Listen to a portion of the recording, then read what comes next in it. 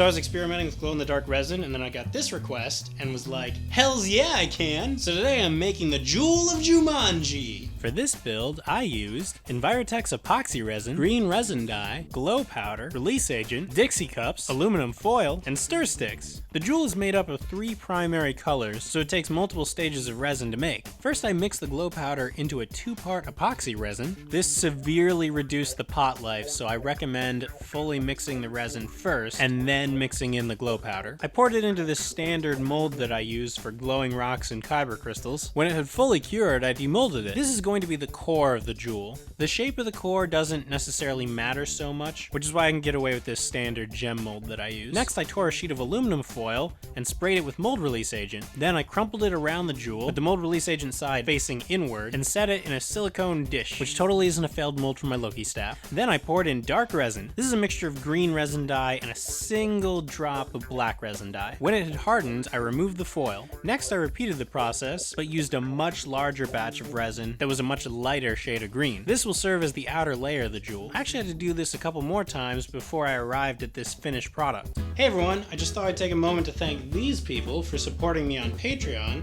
It's because of the patrons that I'm able to make these videos at all, so really I can't thank them enough. If I'm able to reach my goal on Patreon, then I'll be able to take more of your suggestions and make larger, more elaborate tutorials like Ripley's space helmet, using this dome that was sent to me by Xander H, which would have been great for today because it's Alien Day, April 26, LV 26. It's a whole thing, but there wasn't a budget for another build this month, so it'll have to wait until May. Whatever, it's just a made-up holiday.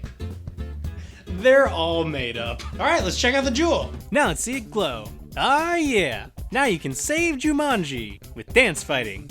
Ooh, baby, I love your way. So, seeing as how this was a complete experiment that I did on a whim, I'm really happy with how this came out. In real life, it looks great to the human eye, but in order to get this shot, you have to expose the camera properly. But I mean, this sits on a shelf in my room, and I notice it while I'm trying to fall asleep, after the lights have been turned off. So, I don't know. Maybe that says something about the glow intensity. Thanks for watching, everybody. Hope you enjoyed this video. I, for one, had a lot of fun using glow-in-the-dark resin for the first time. I also used it to make these green glow-in-the-dark kyber crystals, available now in my Etsy store. Link below. Let me know what other projects I could do with glow-in-the-dark resin in comments below. Alright, Jake out!